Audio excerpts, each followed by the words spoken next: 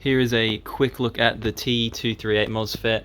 This is the Mosfet that's for the Vector and the T21. It's a pretty simple installation, although it is tedious.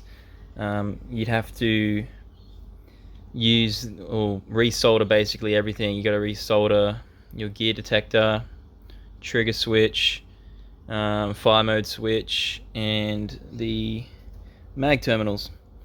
I found that the wires they gave you, or the plug-in wires that they gave you for the mag terminals, were not long enough, so I had to extend them a bit. That was a bit annoying. Other than that, hooked up a Dean's. It doesn't come with the Dean's connector. It doesn't come with any battery plug.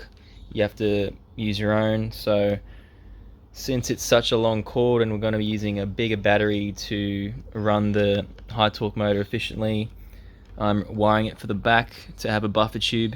So I've dremeled out this little space here, and I have dremeled and drilled out a hole out of this adapter. This is the buffer tube adapter, and that's gonna give me ample battery space. It'll be like any blaster that uses a buffer tube, basically any M4.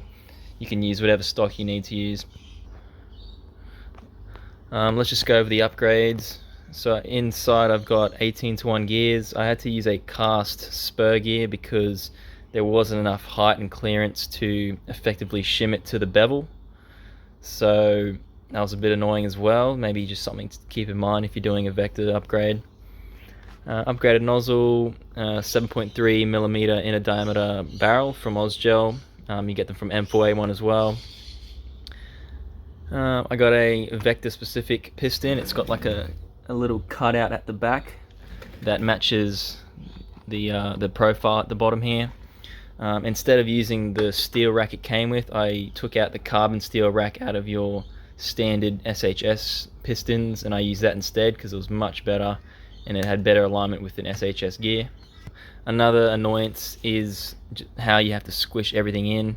Obviously you could shorten the wires, but I didn't have a wire end stripper to effectively strip my wires, and I thought it'd be more of a hassle to try and trim them down with a knife, and I decided I'd just clump them and fold them all in and shove them where I needed to.